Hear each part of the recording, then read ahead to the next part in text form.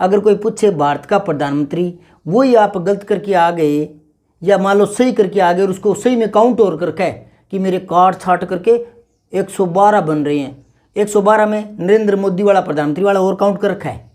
ये प्रश्न थोड़ी सिलेक्शन करवाते हैं। ये अगर आपके गलत होते हैं तो आप कंपटीशन में हो ही मत, इनको मत गिना करो। कुछ ऐसे प्रश्न होते हैं इसी तरह के जो सरल होते हैं लेकिन भ्रमित करने वाले होते हैं, वो लोगों के गलत होते हैं तो वो आधे आधे छंटनी कर देते हैं, ठीक है। लेकिन अगर पेपर में दे दे पाषाण का तद्भव है और वहां दे दे पत्थर, तो पाषाण का पत्थर नहीं है। समझाइए क्या बात है। आगे भ्रमित करने के लिए दोनों ओर लिख देगा। यहाँ ये वाले प्रश्न होते हैं जो सिलेक्शन करवाते हैं। भक्त आप कहते हो संस्कृत का मान लूंगा, राम भी आप कहोगे संस्कृत का मान लूंगा, लेकिन मैं ये भी मानूंगा कि राम हिंदी का भी है। अब बताओ क्या करोगे, हिंदी संस्कृत आ गई ना। तो कहने का मतलब क्या है, तो यहाँ एक संस्कृत का एक हिंदी का, तब ये करना पड़ेगा। समझिए बात ना। इसी तरह का और आगे यहाँ ये देखो, अनुभव यहाँ काम आता है। आप पूछते हो ना कि दोनों आए तो कौन से करें, तो अनुभव से करें। ये देखो अनुभव मैं दोबारा दिखा रहा हूँ। इसमें शंकर शब्द कौन सा है, तो वर्षगांठ। अभी हमने यहाँ क्या माना, शंकर माना ना, गौर करें यहाँ पर, इसको शंकर मान चुके हैं तो उसी हिसाब से एक बार इसको शंकर मान लें। अनुभव की बात बता रहा हूँ, यहाँ शंकर किया है ना तो इसको शंकर मान ले एक बार। वो कह रहे शंकर कौन सा है, ये मान ले शंकर है ये, ठीक है। थोड़ा तो ये बू एक अकेला अक्षर नहीं है, कभी यहाँ प्रत्यय मत समझ लेना इसको। खुश को मूल शब्द समझ लोगे और बू को प्रत्यय नहीं। खुश जो बड़ा शब्द दिख रहा है,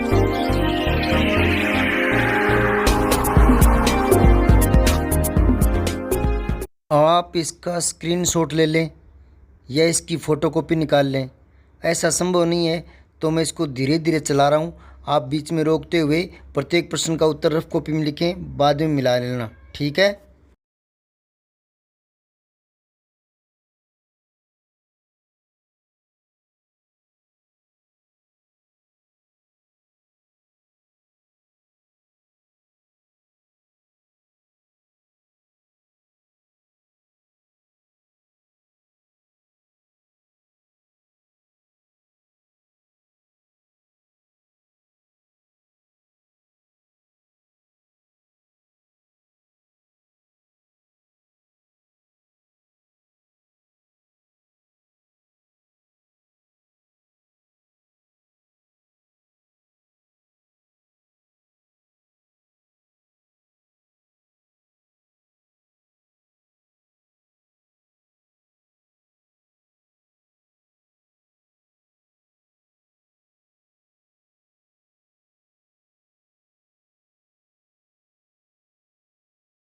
नमस्कार।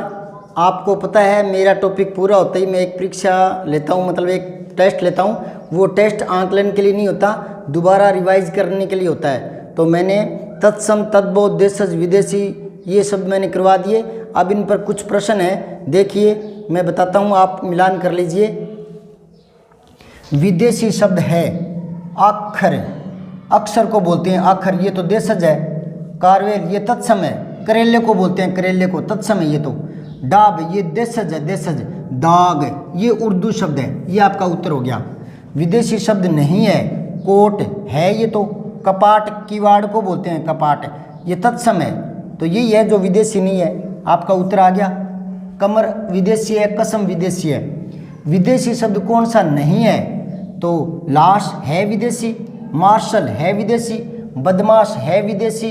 कोई नहीं जो विदेशी नहीं हो, यानी सारे विदेशी है तो कोई नहीं। विदेशी शब्द कौन सा नहीं है, कीमत तो है, गाड़ी ये देशज है, गाड़ी देशज है, तो यही अपना उत्तर आ गया।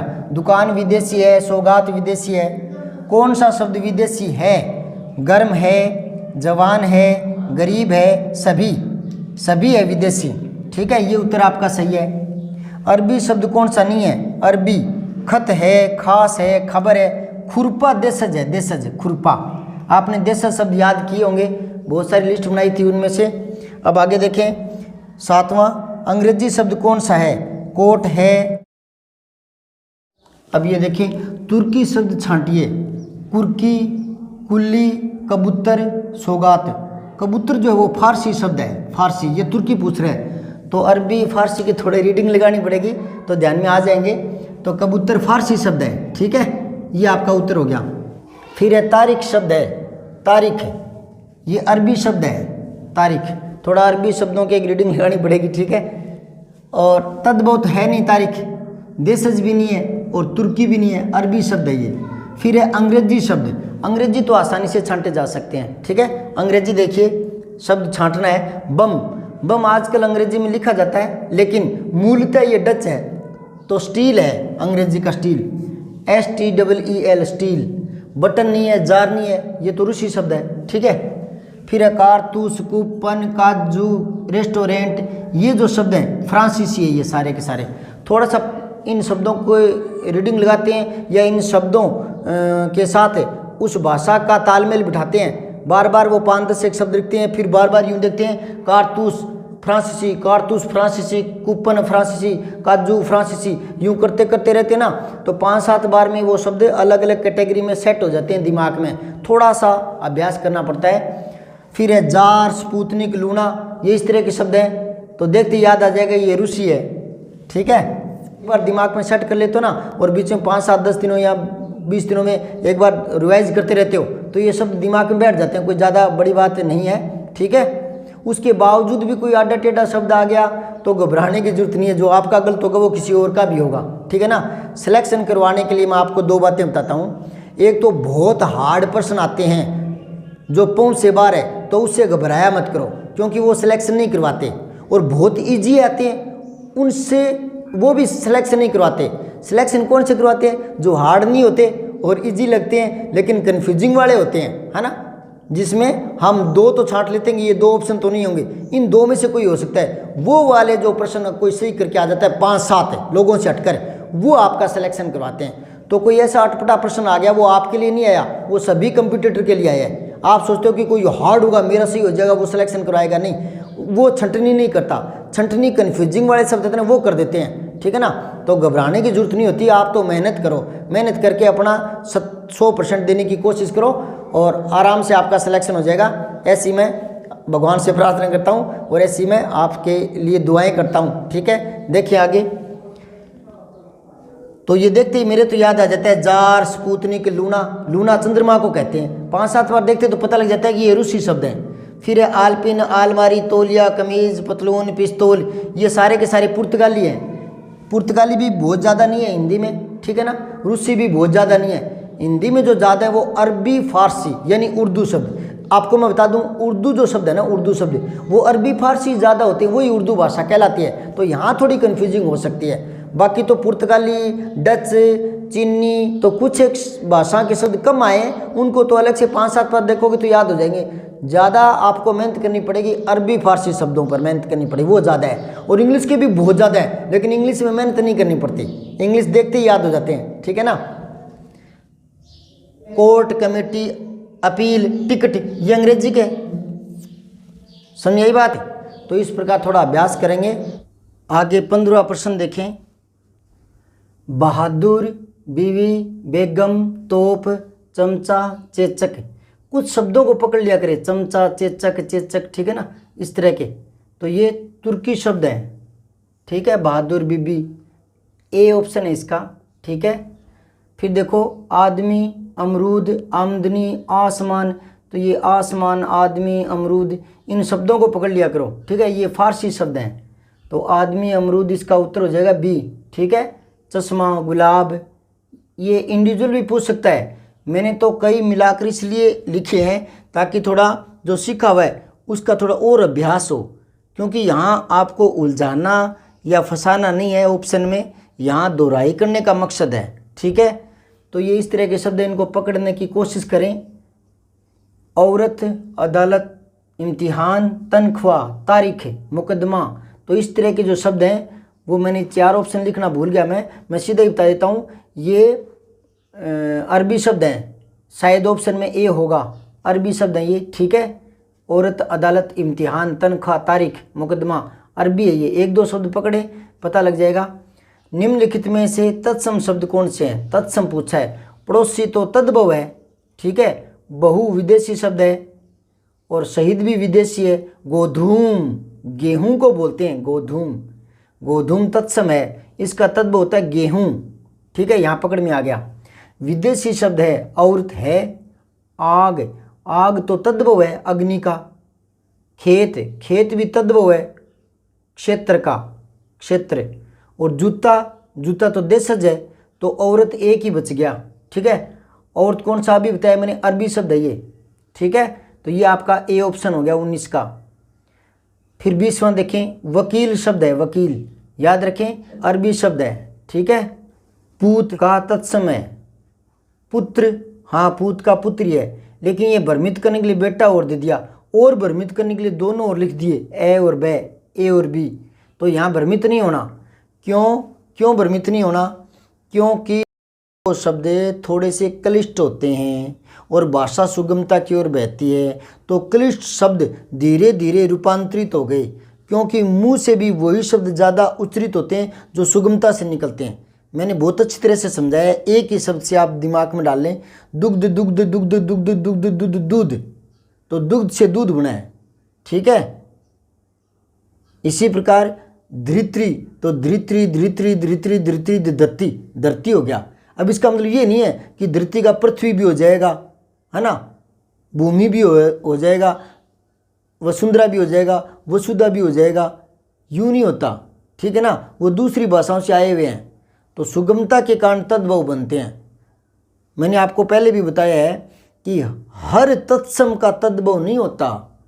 हाँ, तद्भव अगर बन गए ना तो उनका तत्सम जरूर था, यानी सुगमता से कोई बना है तो उसका क्लिष्ट रूप जरूर था, तभी वो रूपांतरण होते होते धीरे धीरे समय के साथ दूसरी भाषा, क्योंकि समय के साथ दूसरी भाषा आ जाती है, ठीक है ना। अगर नहीं आती, रूपांतरण नहीं होता, भाषा अपनी तरह से नहीं बहती, तो फिर जो भाषा आरंभ में चल रही थी वही चलती रहती। समझ आ रही बात आपके? परिवर्तन तो पूरी प्रकृति का ही नियम है, तो भाषा भी तो बदलेगी ना। संस्कृत से पाली, प्राकृत, अपभ्रंश होते होते हिंदी आई है। समझ आ रही बात है?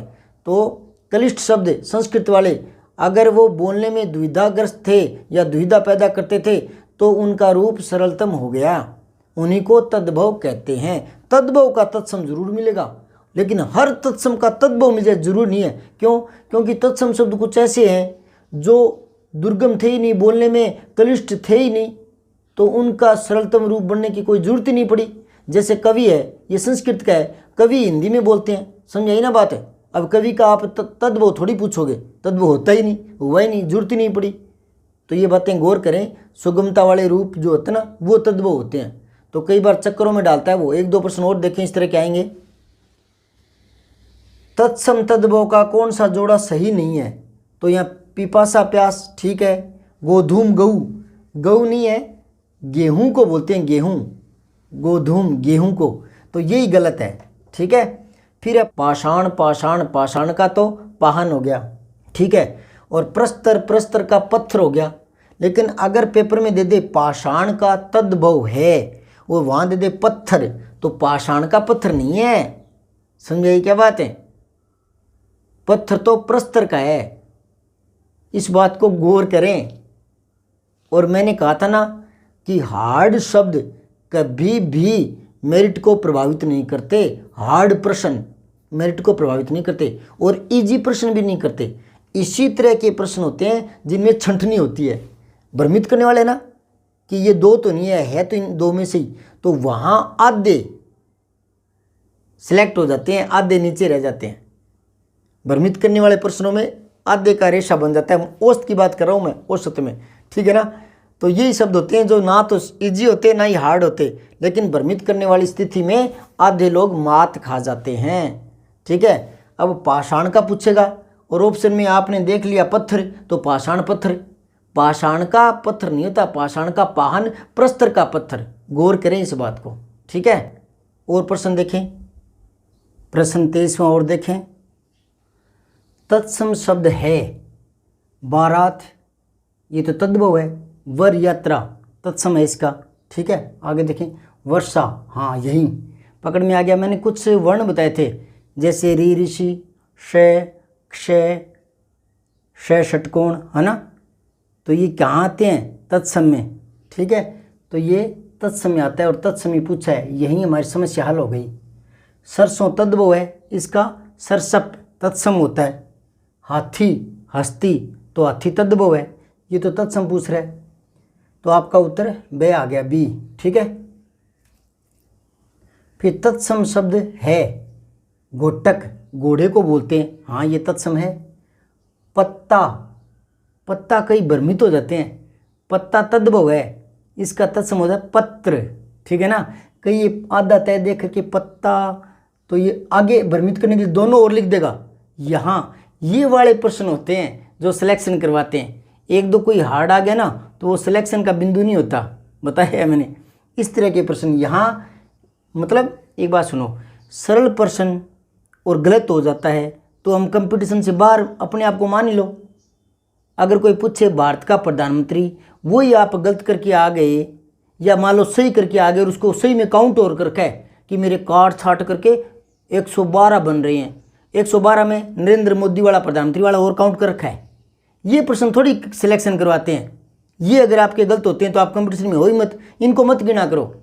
कुछ ऐसे प्रश्न होते हैं इसी तरह के जो सरल होते हैं लेकिन भ्रमित करने वाले होते हैं, वो लोगों के गलत होते हैं तो वो आधे आधे छंटनी कर देते हैं। ठीक है, मान लो पेपर में और 50 ही लड़के बैठे हों तो कुछ भ्रमित करने वाले होते हैं ना, वहाँ 50 के 25 हो जाते हैं, 25 नहीं रह जाते तो 20 रह जाएंगे, 30 निकल जाएंगे, या 20 अगर गलत कर देंगे तो 30 रह जाएंगे। समझ में आ रही बात है।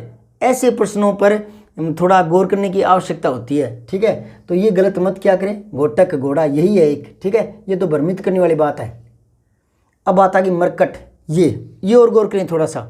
मरकट का तत्सम है, मैंने कहा था ना सभी तत्सम का तद्भव नहीं होता, कुछ तत्सम ही जो के तो हिंदी में प्रचलित रहते हैं, तो मरकट का तत्सम मरकट ही है, यही करना पड़ेगा आपको। ठीक है ना। हाँ, अगर इसका तद्भव पूछ ले तो आपको तद्भव वो यूं भी करके दे सकता है, मैं रे ऊपर नहीं करेगा आगे ही करेगा, मरकट। तो ये बोलचाल में ऐसे कई बोलते हैं मरकट। ठीक है, तो ये मरकट तद्भव है और तत्सम ये है, लेकिन उसने मरकट ही कह दिया है ना, तो फिर आप मरकट ही करो ना। समझ आई बात। आगे देखें, बंदर और वानर, वानर तत्सम है याद रखें, और बंदर इसका तद्भव है। ठीक है, तो इसने यहाँ भ्रमित करने वाली बात फिर कह दी, सभी, मरकट भी कह दिया, बंदर भी और वानर भी। तो ये जल्दबाजी में गलत मत करें। ठीक है, वानर तत्सम है और बंदर तद्भव है, और मरकट जो है वो तत्सम है और यही तत्सम है, हिंदी का भी शुद्ध शब्द यही है। पर अगर तद्भव इसका मरकट रे नीचे ला कर करे तो शुद्ध ज़्यादा यही है, ये तद्भव मान लेंगे। ठीक है, समझ आई बात है। यही नियम यहाँ लागू होता है 26वें में। आकाश का तत्सम है तो आकाश का तद्भव बना ही नहीं, तत्सम का तत्सम ही चल रहा है। यही ये खुद ही तत्सम है, दोनों दोबारा सुन लें। अगर यहाँ तद्भव कहे ना तद्भव तो भी यही लिखने हैं। हाँ, अगर आकाश का से ये लगा देगा ना स्कूल वाला से तो ये तद्भव कर देना भले ही, और मरकट में रे नीचे ले आएगा तो तद्भव कर देना भले ही। अगर ज्यों के तो लिख रखे तो ये तत्सम के ज्यों के तो हिंदी में प्रचलित है। ठीक है,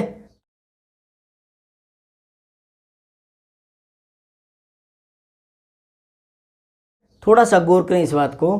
अगर दोबारा बता रहा हूं मैं, आकाश में से स्कूल वाला कर देगा ना तो तद्भव मान लेना। ठीक है, वरना अगर यही दे रखा है तो यही तत्सम में काम आता है। ठीक है, अब अंबर, ये तो विदेशी है, सभी करके भ्रमित किया गया है।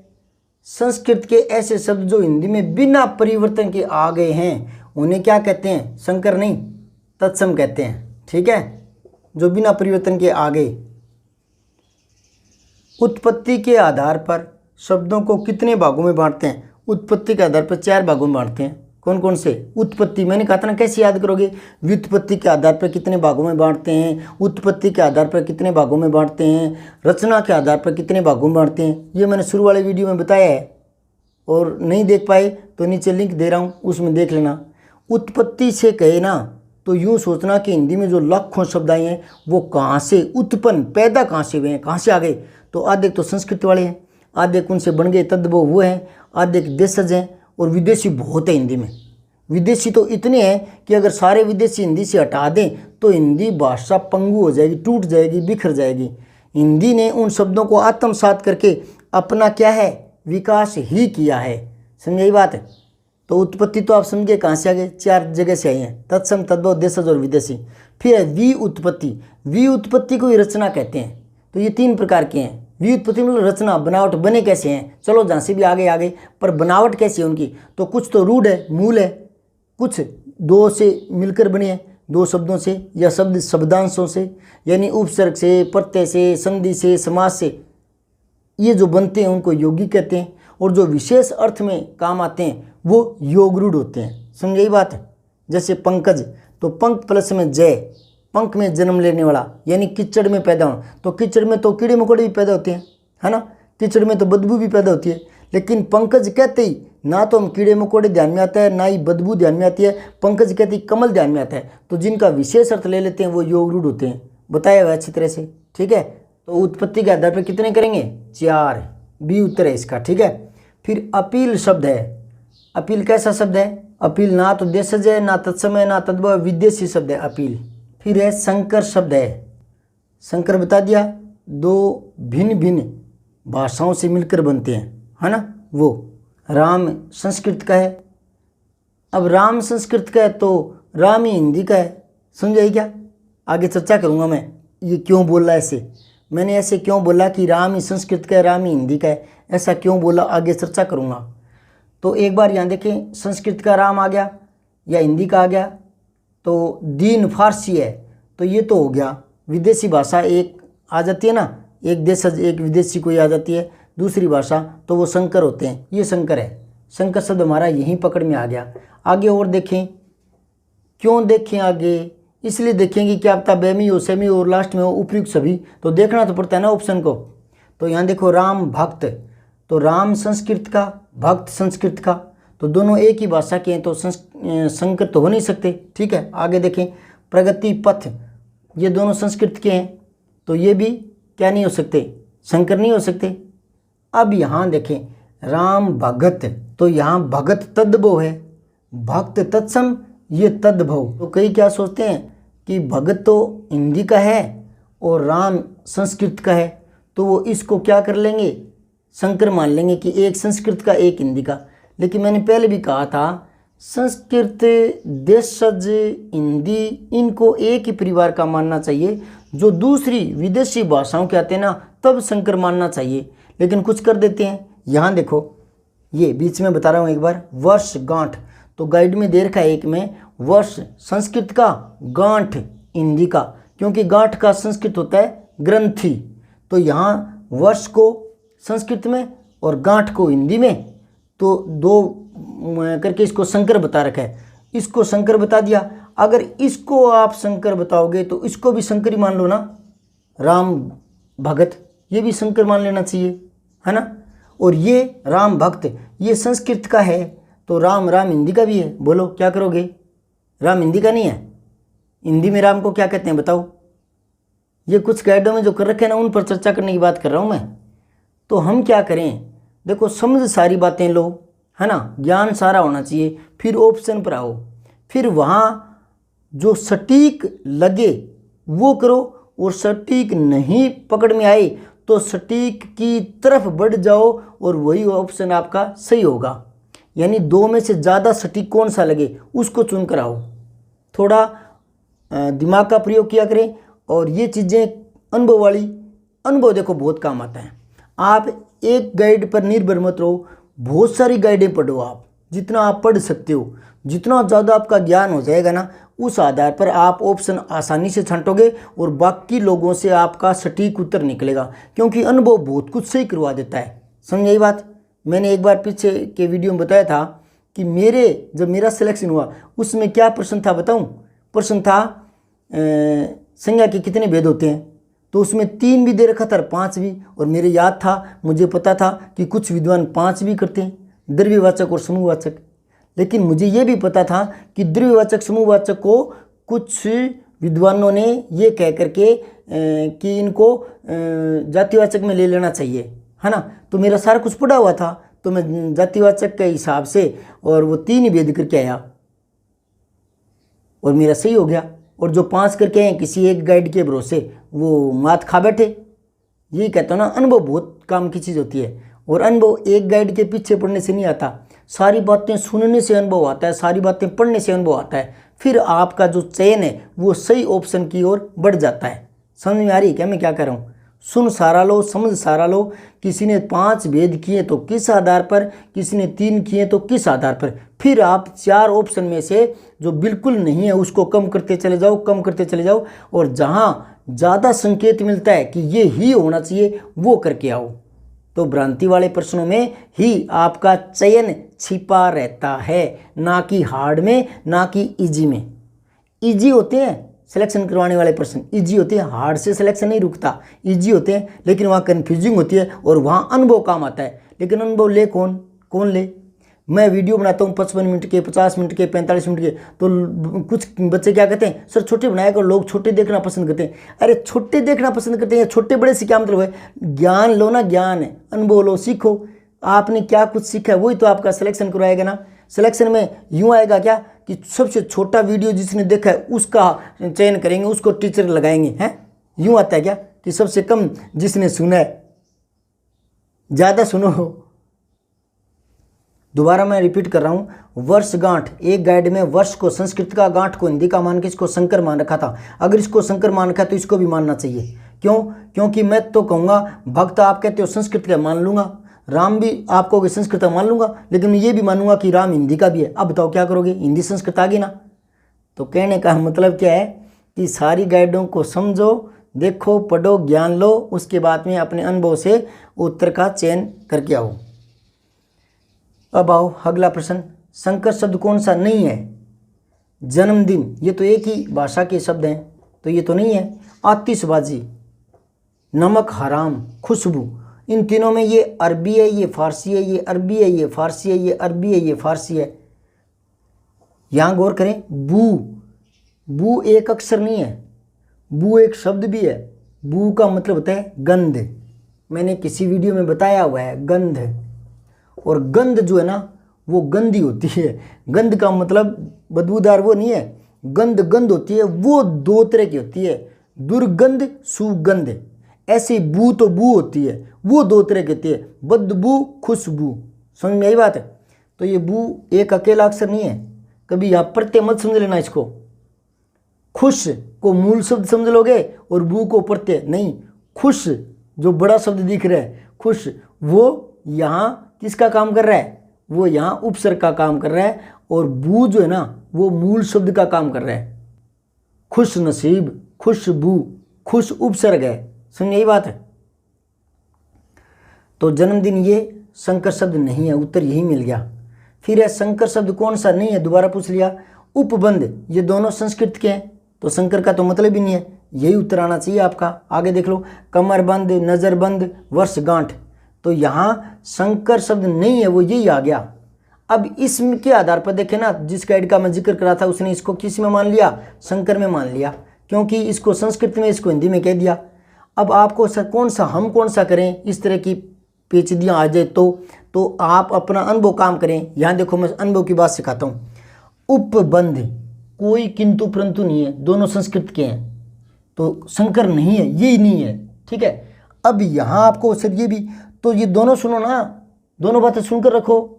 लेकिन आप इसको संकर नहीं मानोगे, तो संकर नहीं मानोगे तो फिर ये तो बिल्कुल भी नहीं है, संकर है, ये तो दोनों ही संस्कृत है, इसका तो हिंदी बन ही नहीं सकता।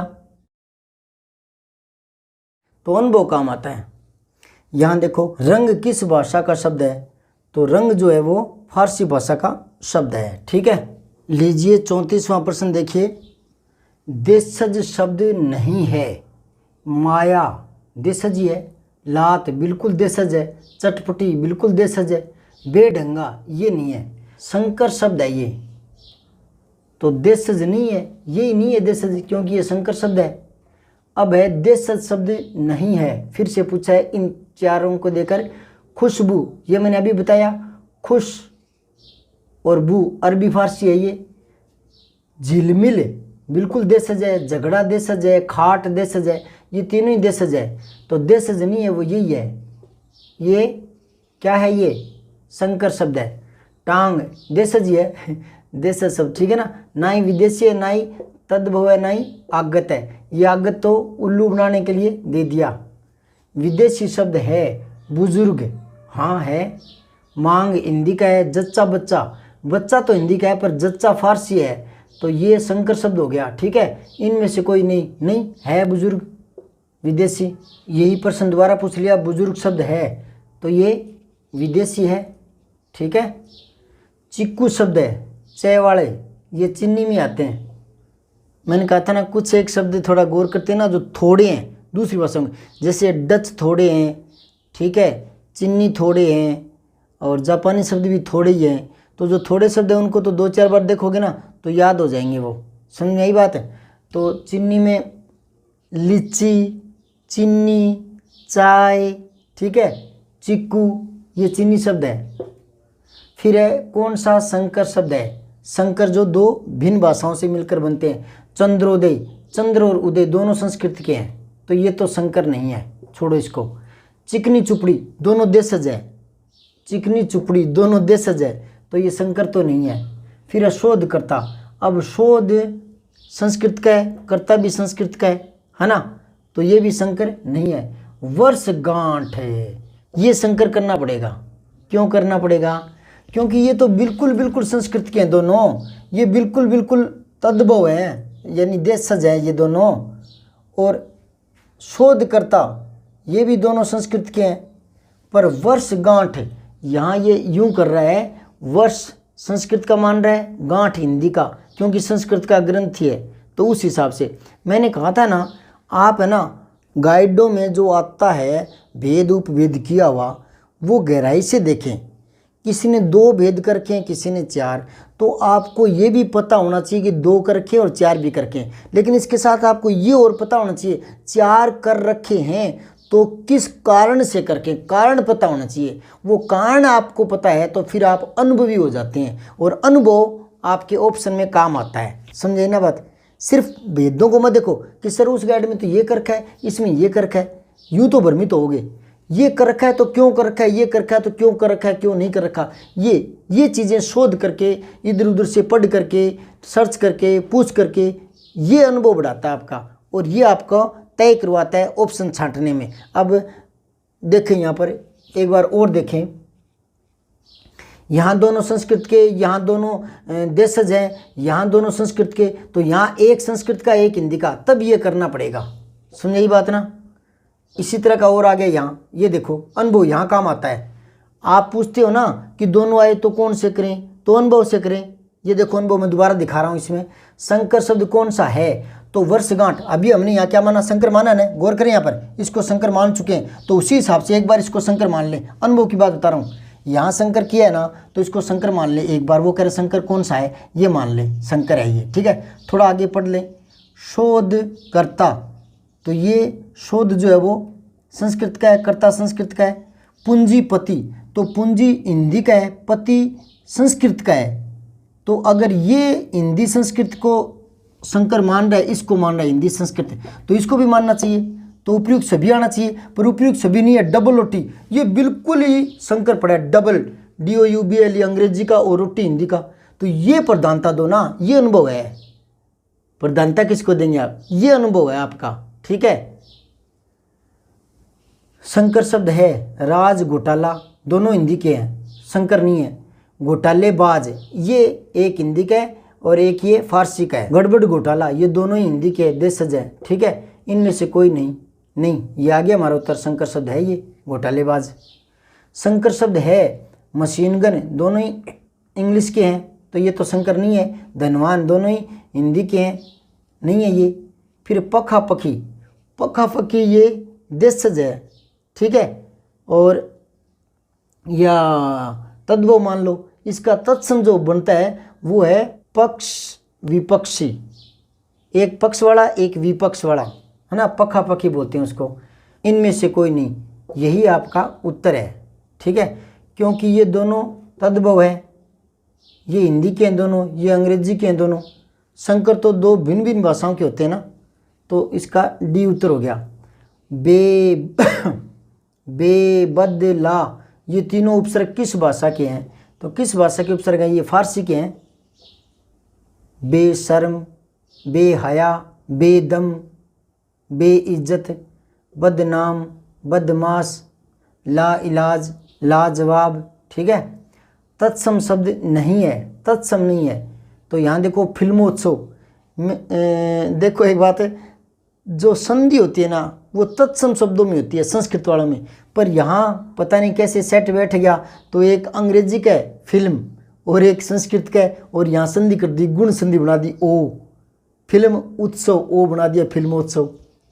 अब भाषा है, आप कहते हो ना क्यों क्या, ये ज़्यादा क्यों क्या मैथ में चलता होगा, फिजिक्स में केमिस्ट्री में चलता होगा, वहाँ अपवाद नहीं होते होंगे, लेकिन फिजिक्स केमिस्ट्री में भी अपवाद हो जाते हैं। तो हिंदी में तो भाषा ये तो बहता नहीं रहे, इसमें तो अपवाद होना साधारण बात है। तो ये देखो फिल्म इंग्लिश का FILM और फिर हिंदी का दे दिया, तो फिल्म में ऊ का ओ बना दिया, गुण संधि कर दी, कमाल है। ये मैंने एक बार पहले आपको बताया होगा किसी वीडियो में, मैंने एक बार कह दिया था टीचरों को पूछ लो, टीचरों। तो हमारे एक सर हैं, उन्होंने कहा पुनिया जी आप अजीब आदमी हो। मैंने कहा कैसे, कि टीचर तो होता है लेकिन टीचरों क्या होता है, उसमें ओ हिंदी का लगा दिया, टीचर्स बोलो ना। तो मैंने कहा टीचर हिंदी का नहीं लगता क्या, कि नहीं लगता। तो मैंने कहा अपने यूँ क्यों कहते हैं, आजकल स्कूलों में छुट्टियाँ चल रही है तो स्कूल के स्कूलों लगा दिया ना। तो हमने टीचर ये नहीं लिया TEACHER, हमने टीचर ये पहले उसका इंग्लिश का हिंदी बनाया फिर हिंदी का लिया। अब वो हिंदी का बन गया तो वो लगा दो, जैसे स्कूलों बन गया ना, बस है बस, BUS। तो हमने इसको क्या बना लिया, हिंदी का बना लिया, पहले बस है बस, अब वो लगा दो बसों। समझ आ रही है क्या। तो टीचरों भी कोई गलत नहीं है, हो गया, ये भाषा बहता नहीं रहे, इसको मैं क्या रोकूंगा, कोई नहीं रोक पाता। ये अपना स्थान अपने हिसाब से अपनी राह बना लेती है, जैसे पानी पत्थरों को काट के बनाता ना, वैसे भाषा ही। हाँ व्याकरण जो है ना वो लठ लेकर इसके आगे खड़ा रहता है, इसको मतलब विकृत होने से बचाता है, पर वो कितने एक दिन बचाएगा। भाषा जिद करके फिर अपना रूप बदल लेती है। तभी तो संस्कृत से पाली प्राकृत अपभ्रंश यूँ होते होते हिंदी आ गई। चलिए आगे देखें, जन्मोत्सव, जन्म उत्सव, गणतंत्र, ये दोनों संस्कृत के, जन्मांध, जन्म अंधा, ये दोनों संस्कृत, संस्कृत संस्कृत संस्कृत। तो तत्सम है ये तीनों के तीनों, तो तत्सम नहीं है, ये है फिल्मोत्सव। ये किसमें मानेंगे, शंकर शब्द, ठीक है।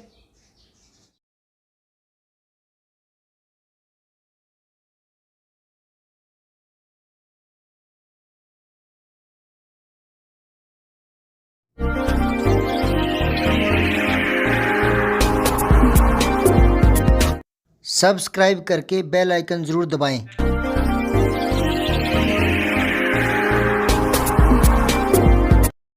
जय हिंद, विजय हिंदी।